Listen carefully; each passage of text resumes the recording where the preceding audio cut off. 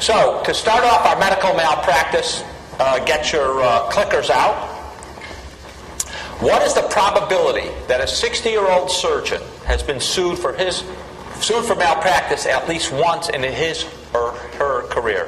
100%, 80%, 60%, 40%, 20%. So, a third, 100%, a third, 80%, 17, 14, and 2.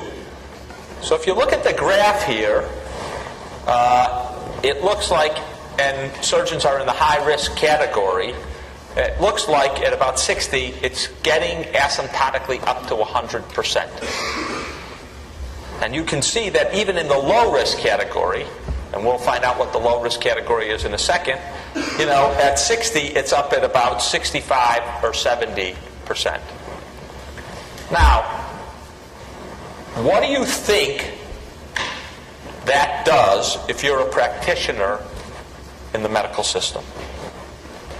The chance in a high-risk thing that you're in a high-risk specialty that you're going to be sued comes to 100%. Pretty awful.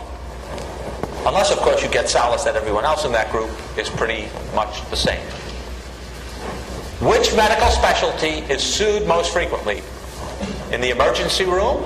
OB-GYN delivering babies, cardiac surgery, psychiatry, neurosurgery, or my field, oncology. 50% said neurosurgery, 32% said OB-GYN. Oncologists? We're not sued most frequently? That's because we're perfect. And psychiatry? They don't do any good to begin with. How can you be sued? So, this is physicians with a malpractice claim, and you can see up at the top here neurosurgery followed by cardiothoracic surgery, general surgery, orthopedics, plastics, then GI, that's gastrointestinal, people who scope you, obstetrics and gynecology, and you can see the average all physicians here about 7%. I think this is annual per year, right? And then, so the low-risk ones are down here. And you can see what's interesting is that, psychiatry, it's hard to know what a malpractice is there, right? Pediatrics, mostly, kid visits. Other specialties, family, general practice, dermatology, hard to know unless you miss a cancer what you're really getting there. Pathology, you're only looking at dead bodies to begin with. Nephrology, kidney doctors. So it is fascinating that even what are really low-risk places where, you just shouldn't see a lot, even there, you're getting 3, 4, 5%. And at the top, you're getting close to 20% of practitioners per year. So what does this kind of data tell you about the doctor's claim or concern about malpractice? When we talked about healthcare inflation, right? What is the doctor's, I don't know if it's their number one charge about why medical care is expensive, right?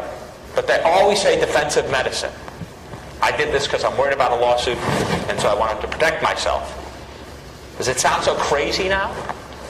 If you see this case of 20%, 18% lawsuit rate, so that means, 1 in 5 neurosurgeons are being sued every year. Even if you don't win, even if the win rate is down here at 2.5%, it still shatters your life, takes up a lot of time. It's a real, you worry that you can be hit with it all the time. And so I think this is why doctors are constantly saying defensive medicine, and this is what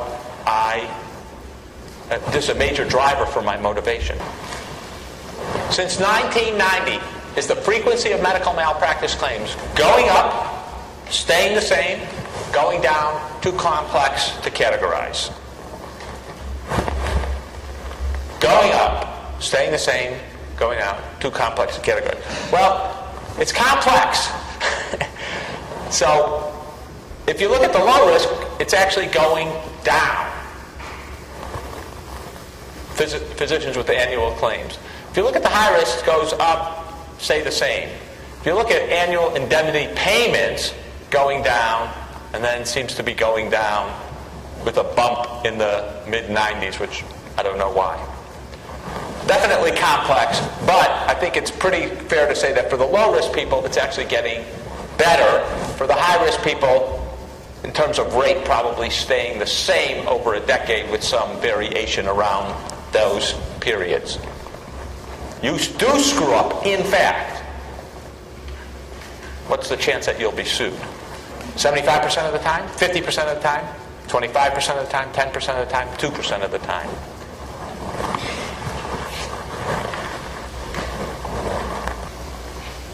So a third of you said 2% of the time, a quarter of you said 25% of the time, and 1/5 of you said 50% of the time.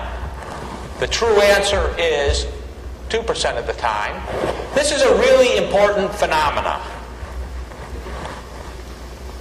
because doctors complain about being sued, and they may in fact be sued a lot.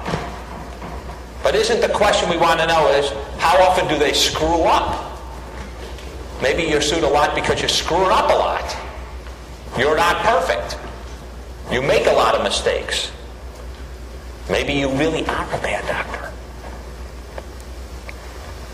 And so the question is there a match between malpractice and negligence, which is making a mistake? So, the definitive study of this was done